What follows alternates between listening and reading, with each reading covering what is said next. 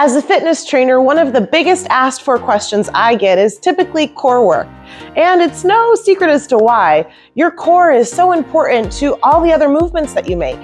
But when we talk about core, we want to be sure that we're not just talking about that lovely six-pack ab area, but also our oblique muscles on the side and various different muscles in the back of our body as well. Standing core exercises have taken the internet by storm, and I'm going to go ahead and jump on that bandwagon and show you 3 of my very favorite standing core exercises. I'm going to be using a kettlebell today, but you can use a dumbbell, anything heavy, or just body weight if that feels good to you. We're going to go ahead and start with an overhead march first. So you're going to try to keep your wrist straight, holding your arm straight up over your head. Other arm is going to come right out in front of you, and then we're going to feel like we're doing a crunch as we lift up one leg and then the other. Start with one of those nice deep breaths in, and then feel like you're bracing and engaging your core as you lift one leg and then the other. The goal here is to keep your hips relatively level and be sure that you're not leaning from one side to the other to get that weight up. We don't want to use the momentum here. Instead, we want to engage our belly muscles, front, side, and back. Whenever you're ready, of course, you want to be sure that you somewhat even yourself out and switch on over to the other side.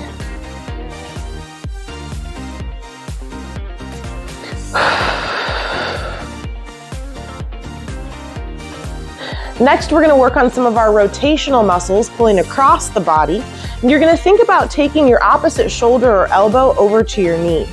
Again, we want to be sure that we're not exaggerating this motion or using the momentum, but instead we're keeping everything real tight and lifting one side and then the other.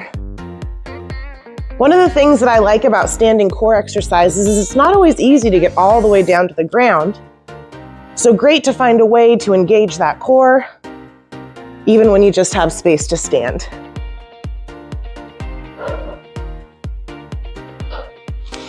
And finally, we're going to do a weight pass around. Thinking about proper alignment or posture here, shoulders are down and back, spine is elongated from top to bottom, and your jaw, rib cage, and hips are all in line. Then you're going to try to hold yourself stable to the center and pass the weight around, again without moving your torso a ton. Just feeling those muscles activate to stabilize you to the center. Same idea, whenever you're ready, switch to the other side.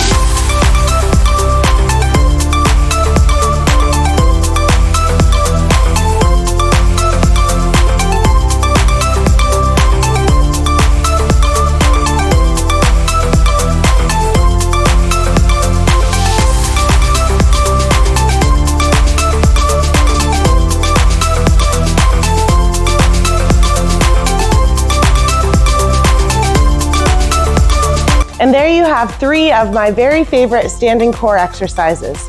I hope you try them out and be sure to let me know what you think.